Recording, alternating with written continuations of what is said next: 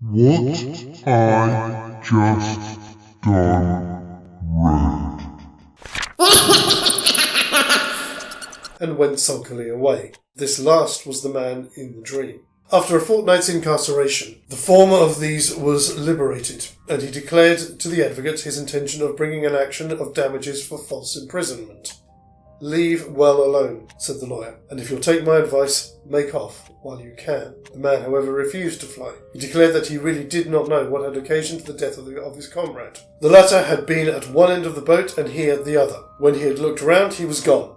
But whether he had fallen overboard and cut his head during the fall, or whether he had been struck and pushed into the water, he did not know.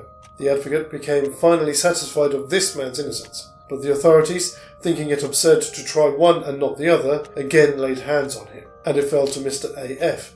to be the defender of both.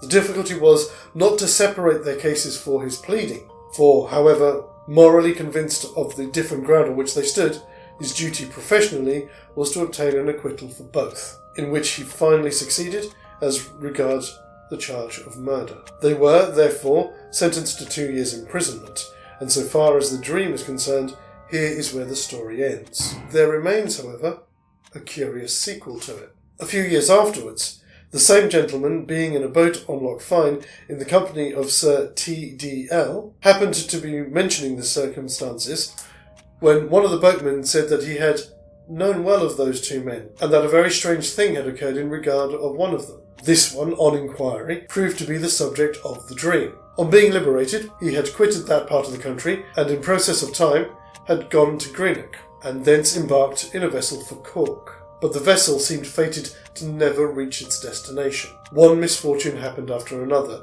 till at length the sailors said, "There must be a murderer on board with us." They drew lots 3 times, and each time it fell on that man. He was consequently put to shore, and the vessel went on its way without him. What had become of him afterwards was not known. Thank you for joining me. I shall be back next week with another. Stay spooky.